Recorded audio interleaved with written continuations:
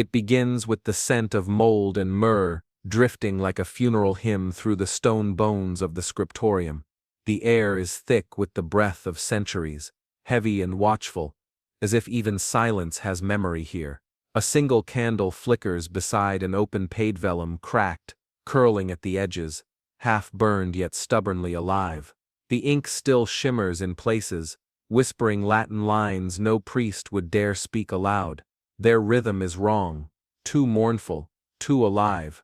The monk's hands tremble, not from age but from something older, fear bred from knowing too much. His thumb smudges the margin where dancing devils leer beside an inverted cross, where a woman's face gazes up from the page with ink bleeding from her eyes. He stares at her, wondering again if she ever lived, if she ever screamed when they burned her, or if her memory simply pressed itself onto parchment by the weight of those who believed in her sorrow. Behind him, boots echo down the corridor, cold, cruel, certain. The Inquisition does not knock. His fingers find the loose brick, warm from the desperation of his palms. The hollow behind it is dry, lined with cloth, like a tomb waiting for its saint. With a kiss to the page, and a prayer not found in any liturgy, he presses the manuscript into the stone's throat. The candle hisses. The brick returns. The footsteps grow louder. Outside, snow begins to fall. He walks barefoot into it, his robes thin, his breath pale against the night. He does not run. There is nowhere to go. Somewhere in the distance, bells toll a public burning, another soul judged by flame. But the monk smiles, faintly, as if the fire were too late. The manuscript lives now in a dozen hearts, and 1,000 whispered retellings.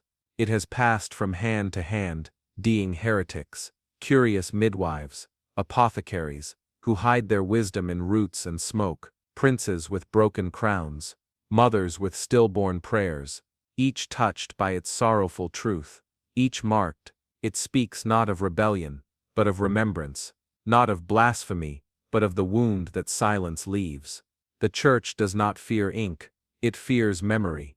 In the centuries before the flames, before the monk, before even the script took shape, there were murmurs of a gospel never canonized, a gospel where Eve did not fall but walked away, where angels chose love over obedience, and bore the weight of exile in their wings, where saints doubted, and still bled holy, where suffering was not sin, but the seed of wisdom. Those who dreamed of such pages carved their visions into cave walls, sang them in lullabies beneath stormy roofs, or stitched them in secret into the linings of robes, always hiding, always hunted. For this was a gospel not of power, but of empathy, of failure, of fragile grace. And so, like smoke, it drifted, it curled under doors and through cracks in stone, always finding those who needed it most. A midwife with dried blood on her apron, praying for the child she could not save. A knight who abandoned his banner to weep beside a river, whispering apologies to the corpses he made. A scribe who copied scripture by day, and wept for forgotten women by night. They read by moonlight, lips barely moving, as if afraid the words would burn their tongues. They did not speak of it in daylight. They did not need to. The gospel lived in their choices, in the herbs they planted, in the strangers they sheltered, in the questions they dared ask when no one else would. And always, behind them came the fire. One winter, a copy reached the court of a prince whose mother had died with a scream on her lips and a cross pressed too hard into her breast. He read it alone, far from his advisers. In the old hunting chapel no one visited anymore. The wind howled through broken glass, candles shuddered, and the prince, who had never wept since boyhood, found himself crying. He did not understand all of it, but he understood the ache. Within weeks he began speaking differently, of justice, not as punishment, but as restoration, of power as a burden, not a right. The court murmured. His father's old knights clenched their teeth. When plague came to the villages, he rode out himself, barefoot like the monk before him. He kissed the brow of a dying child, and whispered the woman's name from the margins of the page. He was poisoned within the year. His brother took the throne. The chapel was torn down. But the manuscript, it vanished once more. or so they thought. The church's fear was never of paper, it was of grief that refused to be forgotten, of love that would not obey, of a gospel that did not glorify order, but sorrow, that did not tidy the world into saints and sinners, but opened its arms to both, weeping. It was said that a reader of the forbidden text would dream of fire, but not the fire of damnation, the fire of memory, of faces they had never seen, speaking truths they'd never been taught, of a mother naming her child in a forgotten tongue, of an angel falling not in wrath, but in mourning. They would wake with tears, and an unbearable sense that something had been lost, not just from the world, but from within them. And they would search, always. Now centuries later, in the ruins of a priory turned wine cellar, a young girl brushes dust from a stone, and finds a crack. She is not a monk, nor a priest, nor a scholar. She is a servant with red hands and tired bones. But she feels the hollow and the warmth behind it, and something ancient stirs. Behind that brick, knowledge waits, not as commandment, but as comfort, and somewhere far away, a raven watches from a burned tree. It remembers the altar, it remembers the monk, it remembers the snow. Words are ghosts, but ghosts, if loved, become ancestors. The bells toll again, not for burning, for coronation, but under 1,000 cloaks in quiet kitchens and beside newborn cradles. The breath between stories continues, and so we follow it into the dust-laced libraries of Moorish Spain, where a different manuscript awaits, not of heresy, but of healing, a codex stitched with stars and salt, inked in languages long forbidden, protected by a healer who remembers too much and a shadow that remembers her. The silence is breaking. Rain lashes the shuttered glass, like fingers clawing for entry, wild and cold. Each droplet strikes with the rhythm of a warning, or a lament. Beneath the velvet canopy of a noble child's chamber, a girl of 13 lies awake, her face pale in the flicker of candlelight. The hearth has long since gone cold, and the shadows on the walls shift like restless ancestors, watching. Beneath her mattress, wrapped in linen stained faintly with soot, is a slim codex, no bigger than her palm, no thicker than her wrist. Its leather is scorched, puckered from flame, and when she first touched it, it was still warm, as if its journey had not been through hands, but fire. She pulls it close, hidden under her coverlet, as though it were contraband or a lover. Her lips part, barely whispering the words etched inside.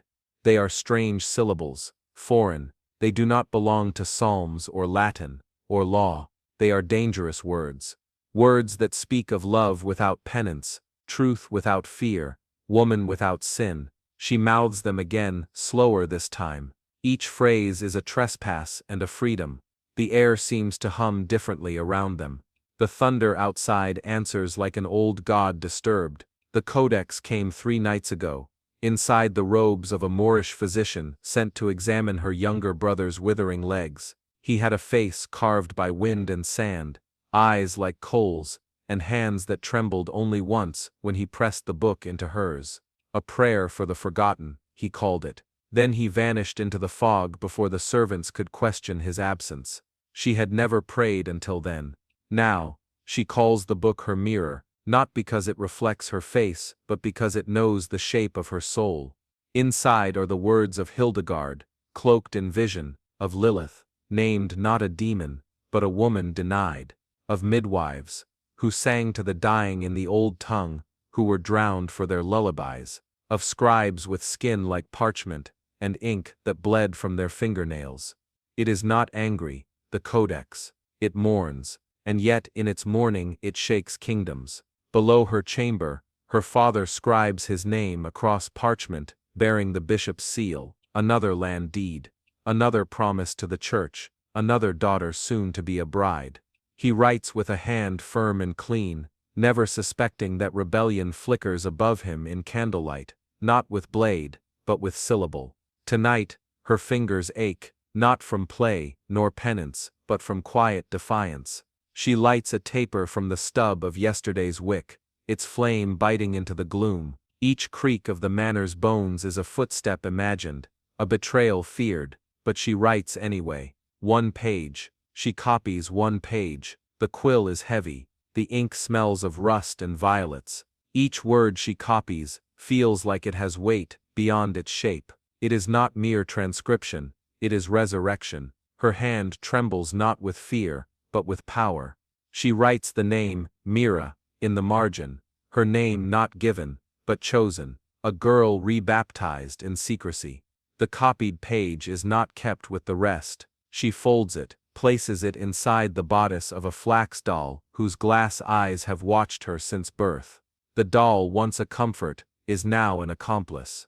She ties its apron tight, as if binding a secret inside a body. Down the corridor, a servant waits, stooped, eyes blind in one socket, but sharp in the other. She once taught the girl how to salt meat without spoil. Tonight she waits in the silence, shawl soaked from the storm.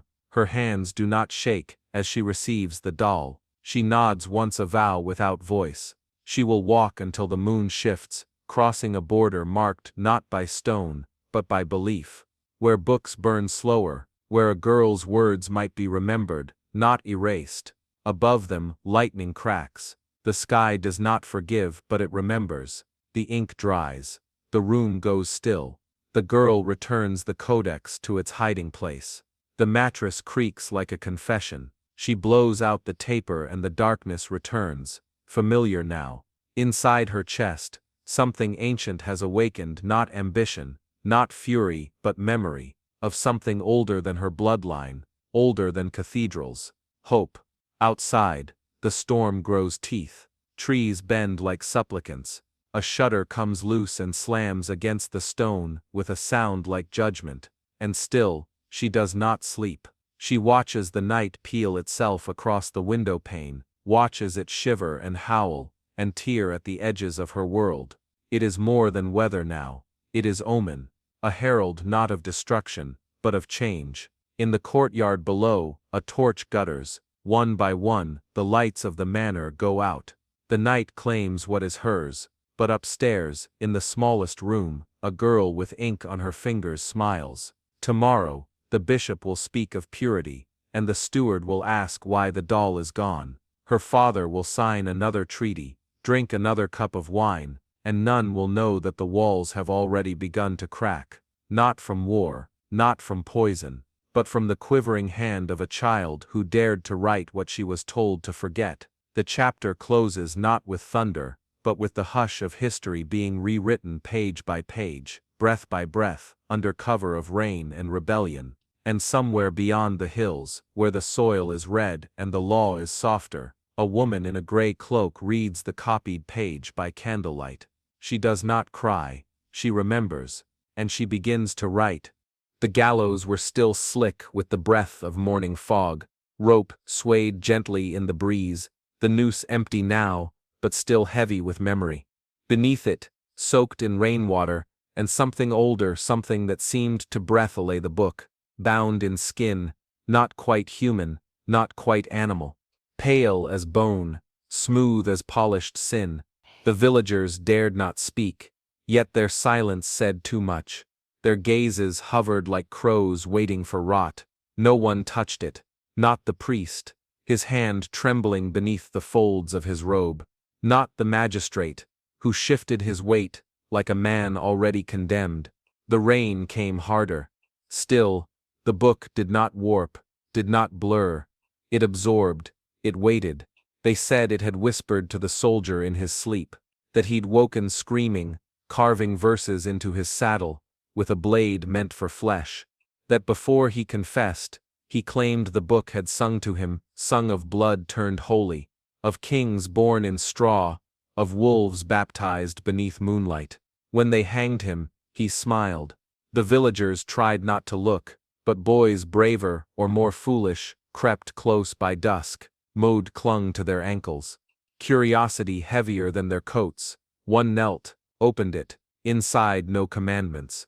Just stories, impossible ones. Jesus wept not for men, but for wolves hunted to extinction. Judas, eyes black with remorse, sang lullabies to the crows atop a hill where crosses once stood. Heaven, it claimed, was not a place earned, but remembered a memory forged by those you've loved, not judged by those who claimed to know God. By sundown, it was gone. No footprints, no witness, only silence, like the town had exhaled all at once and forgotten how to breathe back in. But the dreams began that night. First as murmurs, then as wildfire. Mothers heard bells in the dark, bells no hand had rung. Children dreamt of fields bursting with gold grain in the heart of winter. A blind man cried at dawn, claiming he'd seen the Virgin barefoot, standing in ash, reciting verses from the book in a tongue he didn't know, but understood. And always, in every dream, the phrase, "The word is not chained." It echoed through lips that had never read. It bled from ink that had never been spilled. Whole villages began waking with smudges of charcoal on their walls, verses not taught, but remembered. Lines that felt like something their ancestors had whispered through the womb. The church rode hard, faster than they had in years. Not for heresy, they'd crushed that before. No, this was something worse. It wasn't rebellion. It was remembering, a remembering they had not sanctioned.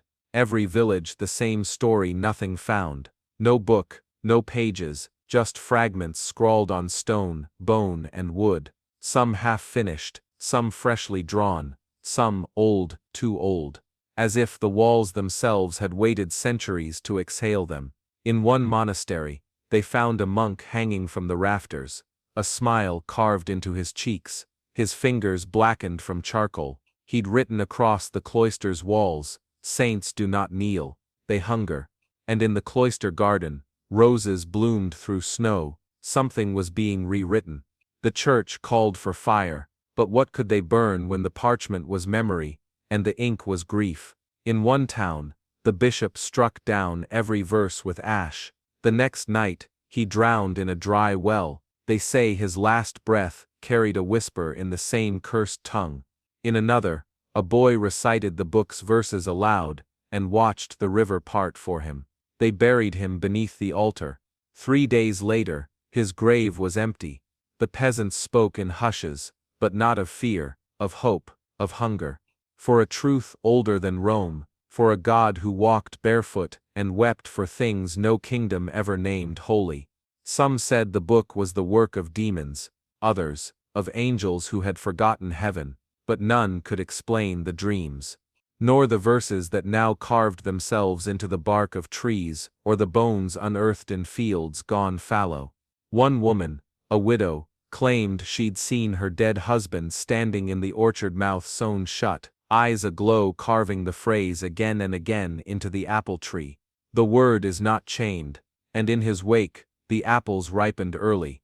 The church grew quieter, its riders fewer, some joined the silence, some joined the charcoal. But the book, it was never found again, or perhaps, it never left. Because now, stories began to spread not in parchment, but in breath, in songs sung by drunkards who couldn't remember why they cried, in lullabies, hummed by mothers who never knew the tune, in graves where flowers bloomed without seed. Something was unbound, not chaos, not order, but memory, memory that did not kneel, that did not ask permission. It wrote itself in the eyes of those who dreamt, in the hands of those who planted, in the mouths of those who'd once believed themselves too small to speak. By the edge of the world, where cliffs met sea and salt, an old man carved the final line on a stone before falling silent. Heaven is not built by saints. It is remembered by the broken, and the wind carried it inland, toward the cities, toward the palaces, toward the men who had once written laws in blood, toward the fire that could no longer burn what could not be bound. And somewhere, in a place where dreams bled into dust, a girl awoke, clutching a page not written by her hand, and the next chapter began. A scream, never uttered, still echoes through stone. Beneath the tiled floor of the convent library, where prayers linger like smoke and footsteps dare not speak, a breath exhales in dust. The silence is not empty. It waits, it listens. Beneath the marble saints and the hollow-eyed apostles, beneath the hymns caught in stained glass, lies a tunnel carved not by chisels, but by forgetting. a whispering passage, narrow as the breath between two sins, runs cold through the earth. Its walls are bone-pale, sweating with time, and along its spine sit shelves that groan with the weight of the forbidden.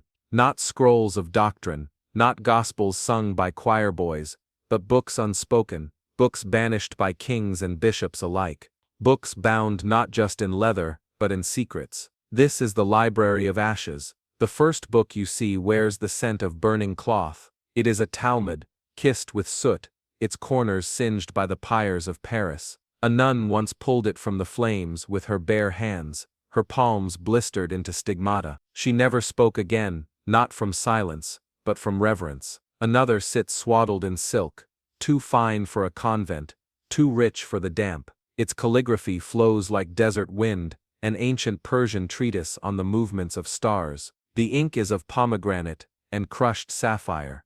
No one here can read it, but every week, a woman kneels before it with her eyes closed, whispering constellations like prayers. Beside it lies a Norse saga, etched in a tongue more growl than grammar, recounting the rise of the Sun Maiden, she who emerged from the ice after the gods died, and the world cracked. Her words shine like embers in the cold gloom. The keepers of this place do not wear habits, they do not chant, they move like wind, vanishing when looked at directly. Women who have named themselves after birds, after storms, after the silence between two chimes of the bell. They are not witches, though the villagers call them that. Nor are they saints, though their eyes carry sorrow older than relics. They are memory, living, breathing, vanishing memory. Each night, they choose one book. They sit in a circle lit only by one flame, and the eldest begins to read aloud. Her voice is sandpaper and snowfall. The others listen not just with ears, but with the aching parts of their souls. They memorize every syllable. Then, when the final word is spoken, the youngest takes the book to the hearth, and feeds it to the fire. Ashes rise. Memory remains. They preserve by destroying. They teach through dreaming. For in sleep, the words reappear scribbled on cave walls, whispered by dead lovers, blooming from bleeding trees. The nuns of the convent above do not know their names, but sometimes wake weeping from dreams of languages they never learned. One evening, the air was different, thick, like dusk trying to lie about being day. A girl barely 17, with ink-stained fingers and questions too large for her tongue, descended the spiral stone steps. She had heard rumors, of laughter beneath the floorboards, of strange women who didn't age, of books that vanished like breath in winter. She entered the tunnel barefoot. Dust clung to her like a cloak, her lantern flickered, afraid. There, in the low hum of parchment and prayer, she saw them. They did not startle. They had seen her in dreams long before she was born. The girl stepped closer to the shelf, eyes wide. Why save what no one reads? She asked, not as challenge, but as yearning. The eldest, a woman with eyes like dried roses, smiled without teeth. Because, she said, her voice trembling with time, the soul remembers what the hand destroys. And in that moment, something changed. The wind that had always moved east, sighed west. The candle sputtered, and glowed bluer, and the books whispered. Not words, not language, but remembrance, as if the ink itself had something to say. 1,000 stories bleeding through 1,000 bindings, speaking in a tongue older than kingdoms. Later that night, the girl dreamed of fire. She stood in a ruined cathedral where snow fell through the roof, and books flew like birds, pages flapping like wings. She reached for one, it dissolved into smoke. Another burst into flowers, and one, black-bound and humming, opened in her hands. Inside, she saw her own name written, not in ink, but in shadow. When she awoke, her tongue carried a phrase she did not understand. When she spoke it aloud, a crack formed in the wall. Behind it another book. The women took it as a sign. Not all stories must burn. The girl stayed. She learned not from texts, but from silence. She learned to listen to dust, to translate the pause before a scream, to feel where fire had once been. She forgot her vows to the convent above, and made new ones in the dark, to remember, to guard, to die if needed, but never to forget. In time, she became the reader, the memorizer, the one who weeps as she feeds knowledge to flames, not out of sorrow,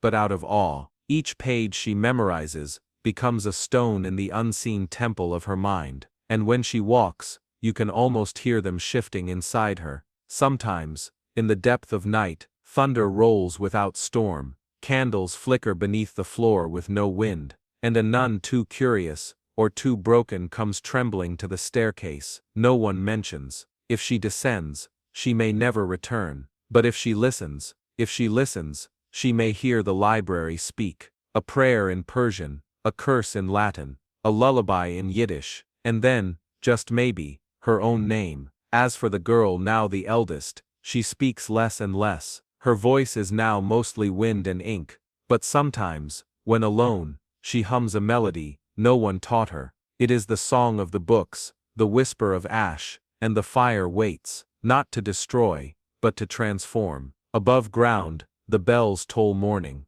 Another day of vows and silence, another sermon on obedience, another meal of bread and shadows. Below, the books breathe, and tonight, one will burn again, but not before its story takes root in a dream, waiting for a night, perhaps years from now, when it will rise again, like a flame denied too long, like truth refusing to die, like the next chapter, beginning not with words, but with a knife buried in parchment, and a rider approaching with news that will shatter the quiet walls above. The wind groaned like an old man, dragging cold breath through the cloisters of Avignon. A candle sputtered in the scriptorium, then died, and in that silence, a quill scratched against bark, not parchment. He hunched low beneath the altar stairs, where even the stone walls wept with mildew. He was once a court scribe, cloaked in velvet, hands perfumed with ink and holy wax. He copied decrees from the papal seat, doctrines etched in gold. But beneath the law, he had found something deeper, the pulse of voices never meant to live. Monks who dared to love in verses, lepers who rewrote the Psalms with blood and final breath, men, flayed for truth, who sang lullabies into the soil. He copied them not onto paper, that could be seized, but onto leaves, bark, linen strips, writings that rustled with breath, that could not burn, for they were already part of the living. Each dawn, he tied one scrap to a pigeon's leg, released it into sky thick with incense and smoke. Some were caught mid-flight, speared by arrows of silence, but others flew beyond reach. Whispers began to stir through Europe's fractured bones. A lullaby, found beneath a beggar's boot, a psalm sewn into the hem of a widow's dress. They called them the Wind Scriptures. Then the edict came: all unauthorized texts shall be destroyed. All writers of such filth, branded with the mark of Cain, a knife's X right across the face. Truth, they said, had one voice, the church's. He did not stop, and so the shadows came for him. He moved by night, barefoot, silent, traded his ink for berry stain, soot, wine dregs, whatever bled color onto wood or cloth. He wrote in abandoned chapels, beneath crypts, inside slaughterhouses. He wrote not for fame, nor even salvation, but because silence was a crime. One day, a knight arrived at the edge of the marshes. He wore no crest, only a single white feather pinned to his leather. He held a scrap in shaking hands, a poem, wrapped around a feather. It spoke of mercy on the battlefield, of a crown rusted with guilt, of a child's laugh breaking through the clang of swords. The knight had wept when he read it, wept as if he had been stabbed, not saved. He knelt before the scribe, sword lowered. I will guard you, he said, until the end. But the scribe, gaunt and pale, shook his head. Guard the words, he whispered. When you kneel to pray, speak them aloud. Let the angels carry what pigeons cannot. So the knight became more than sword. He became echo. He whispered poems into the ears of dying men. He stitched verses into saddle straps, carved them onto the flat of his blade, and like wildfire in dry grass, the words spread, across taverns and shrines, onto shields and breastplates, in blood, in thread, in song, a prayer for courage, etched into a prison wall, a love letter tucked into a soldier's boot, a psalm, whispered by a whore before her last client. Soon, every rebel bore a verse, every refugee, a line of hope. They called them the Leaf Psalms. Living texts, untouchable, unburnable. The church struck back, fires roared in city squares, manuscripts turned to ash, tongues were cut from boys who sang forbidden hymns. But how do you burn a poem carved into a man's ribs? How do you silence a mother who hums it to her child in sleep? That year, no books were burned, for the books had become bodies. And the scribe, he moved still, always just behind the next shadow, face hidden, name erased. But his words, they had learned to walk. In the highlands, a blacksmith recited a verse before each blade was cast. In the marshes, a plague doctor stitched a psalm into his mask lining. Even within the church walls, some priests hummed the melodies of resistance in the quiet moments between bells. The mark of Cain was meant to shame the writers, but among the faithful of the Leaf Psalms, that X became a badge of holy fire. Some cut it into their own cheeks, not out of guilt, but remembrance. To carry the weight of the unspoken. Time wore on, kings changed, wars died down and rose again, but the words remained. A lullaby, whispered from father to son. A line of ink smuggled beneath a wedding ring. A feather in a knight's helmet. Somewhere, a boy finds a leaf pressed inside the binding of a forgotten Bible. It reads, in soot-smudged Latin, when power trembles, whisper truth. When truth is buried, let the roots remember. And he does not know the scribe, but he weeps. He does not know the battles fought, or the men flayed, or the pigeons cut from the sky, but he feels it. The wind behind the words. The fire that breathes even when the torch is out. And somewhere, perhaps in another crypt, a quill stirs. And somewhere, on a far field, a knight bows his head. Because this was never about rebellion. It was about memory, and mercy, and the right to name your sorrow. The scribe never asked for statues, only silence, broken by poetry. And so he becomes not legend, but breath, and the wind carries on. Inside the cellar, beneath the cobbled veins of the marketplace, silence breathed louder than voices. The air was heavy with the musk of old timber and fermented apples. Beeswax candles shivered against the stone walls, their flames leaning as if listening for footsteps that never came. Amid barrels swollen with cider and sacks, stitched shut with wire, a cloth was unfurled upon the cold earth black velvet, embroidered with symbols long outlawed. A serpent eating its own tail, a rose bleeding from its thorns, a face with no eyes, veiled in mourning. The merchant wore no sigil, his eyes were tired but not unkind. His hands, ink-stained and cracked, moved with a priest's reverence. Upon the cloth he laid not a book, but fragments. Pages, yellowed and trembling, as if torn from a living thing. No spine bound them, no cover contained them. They fluttered like trapped birds in the candlelight. Those who came here knew not to speak names. They arrived in pairs, or alone, wrapped in shawls, aprons, or market dust. A baker placed 3 coins, dull with ash, and received a page wrapped in twine. She folded it into the center of her dough. That night, her loaves rose with strange warmth. The next morning, her dreams were filled with salt and wings. A weaver hid hers beneath her loom. As she passed the shuttle from hand to hand, her fingertips bled threads of gold that hummed with forgotten hymns. A boy, no more than 12, held his page behind his teeth while he slept, and in the blackness of slumber, he walked among stone giants who whispered riddles no one had taught him. Each page told something different. One listed angels whose names had been scraped from every temple wall. Another recounted a flood, not of water, but of silence, a flood that drowned memory itself. Another still whispered of kings whose crimes had been buried beneath victories, their sins rewritten in the blood of those who could not read. But one page, just one, carried something darker.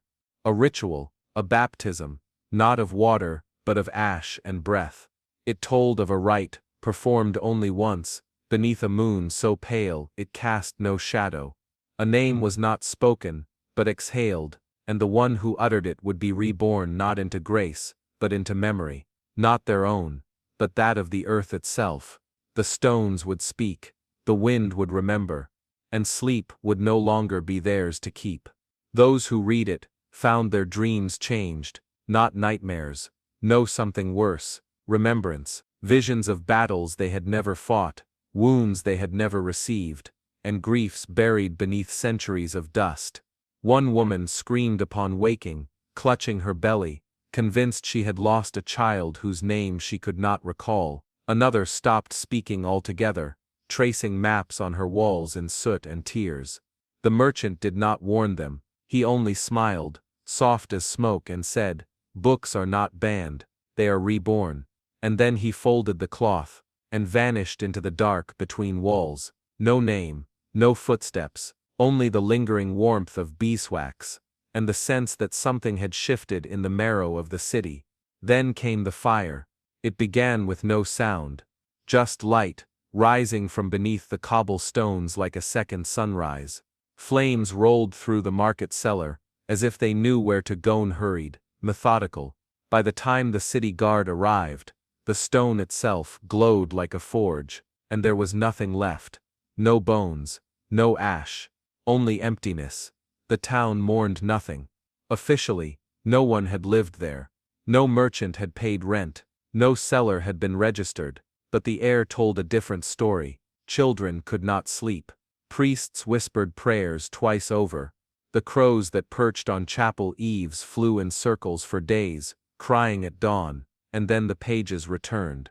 Not by hand, not by human will, by wind.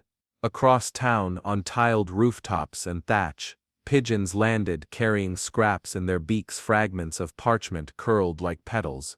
A monk found one inside his chalice, floating atop the wine like a leaf on blood. He wept, and would not say why. A child found one pressed into the mud, where an ox had passed. She tucked it into her bodice, and began singing songs in a language her mother had never taught her. And soon, the pages were everywhere, tucked into cracks between bricks, curled within the shells of walnuts, pressed between the pages of hymnals that had been untouched for decades. They whispered, they hummed. Some disintegrated upon touch, but the feeling they left remained like a secret remembered, or a name on the tip of the tongue. The church declared a purge. Fires were lit in every district, and parchment of any kind was seized. But the smoke only seemed to stir the wind further. The more they burned, the more the pages spread, because by now, the book was no longer parchment. It had become memory, it had become breath, and memory, once awakened, does not return to sleep. The pages no longer needed ink, they etched themselves into dreams, into the trembling hands of those who knelt too long at candlelight, into the rhythm of looms, into the beat of spoons against bowls, into lullabies, and laments, and the silence that follows bells. The merchant's smile returned tooth, never in flesh. Some claimed to see him in the gleam of puddles, in the corner of fogged windows, in mirrors cracked during storms. Children said he visited them in dreams, not to sell, but to ask, "Which story did you choose?" No one ever remembered their answer, and in time, fear gave way to reverence. The banned book had become air, and no fire can bind the wind. It moves where it pleases. Even now, if you pass a baker's stall and catch a whiff of something older than flour, if your child hums a melody you know you never taught them, if the candle flickers when no breeze is near, perhaps a page is near, or perhaps it has already been read, and somewhere beneath your breath, beneath your skin, you remember something you were never meant to know. The ink still lives, and it is waiting. A bell tolls at dawn, not by hand, nor rope, nor clockwork, just sound. Ancient and clean, cutting the fog like a blade through wool, it echoes off the cliffside, like a forgotten name returned. The monastery sits cradled in mist, carved into the very bone of the land. It does not rise, it recedes. The sea lashes far below, its rhythm less like tide, more like warning. Here, where wind walks barefoot and salt eats stone, a man with no eyes traces the divine with his hands. Inside a vaulted chamber of chilled stone and breath-thin candlelight, the blind illuminator works. He does not need to. His fingers are stained the color of autumn wine sediment, crushed petals, soot, and salt. He dips them into inks, made of things that once lived, once bled, once bloomed. He hums, not to fill the silence, but to understand it. Each note finds a crack in the stone, and through it, a memory. The manuscript he copies lies before him, ancient as rumor, silent as the dead. Its script dances in spirals, curves like veins beneath parchment skin. It has passed through many hands, but none unscathed. Brother Aldrich, who transcribed a page, lost his tongue to fever. Sister Malaya, who brushed gold leaf on the margins, forgot her sister's face. Brother Kren, who dared to bind the pages, walked into the sea and never returned. Now, only the blind man remains. He does not fear the text. He caresses it. He listens to the whisper of ink drying. He says softly, "I have already lost the world." No one knows his name. Not anymore. The monks call him the Veiled One, for the cloth he wears, though his sockets are long healed. The abbot calls him a heresy, wrapped in skin, but he remains. Page after page, hour after hour, a holy ghost, scribing in silence. The script he copies is older than Rome, older than Babel, older, perhaps, than even the written word. It speaks of a time when guilt had not yet learned to speak, when stars were not mapped but remembered, when God walked among men not as king, but kin. It tells of blood, not as curse, but as promise, of sin not as weight, but as door, and in its margins, where monks usually draw vines or beasts or saints, the blind man paints things no one sees: spiral suns, hollow moons, a cradle made of bone, a gate that swings both ways. His ink hums with sorrow. The parchment curls under his touch. The abbot forbids its completion. Each page invites the darkness. He warns. We were not meant to remember these names, but the blind man smiles. His smile is not joy, it is certainty. He sings as he works, not hymns, lullabies, not in Latin nor Greek, but in a tongue no one has heard since the earth was new and soft and still steaming. His hands begin to crack. His nails blacken, but still he writes. Rain lashes the monastery. The sea roars louder each night. The monks wake with bleeding gums, dream of fields burning beneath stars that do not move. Still he writes. On the seventh day, a torch gutters out beside him, not from wind, from stillness. He finishes the final line, his finger lingers, as if the ink is kissing him back. Then, without ceremony, he rises, wraps the manuscript in cloth made from burial linen, walks past the chapel, past the dormitory, past the cloister gate. He does not flinch when the bell tolls again, though again, no hand has touched it. He walks to the edge of the cliff, and throws the manuscript into the sea. No one stops him, not because they cannot, but because they do not dare. The waves take it, gently, almost reverently, as if remembering it. The blind man stands for a long while after, breathing salt, wind and fate. Then he kneels, not to pray, but to listen, to wait. The next morning, the sea gives something back. A fisherman finds torn pages wrapped in kelp inside his net. He cannot read, but when he touches them, his newborn daughter stops crying for the first time in days, sleeps for hours, dreams without fever. Later, that same fisherman swears he saw a shadow pass beneath his boat, vast and slow and old. It did not rise. It simply drifted, like a memory finding its way home. Back at the monastery, the abbot walks alone into the scriptorium. The blind man is gone, only his seat remains warm. On the desk, not parchment, but a single feather, black, coated in salt. He does not speak of it. But that night, his hands tremble during vespers.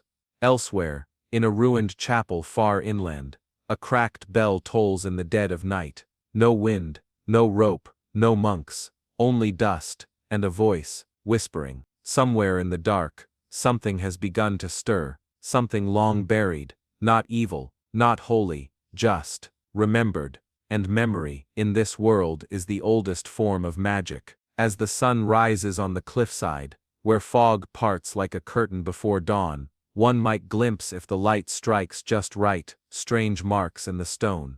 Spiral, cradle, gate, not carved, not painted, grown.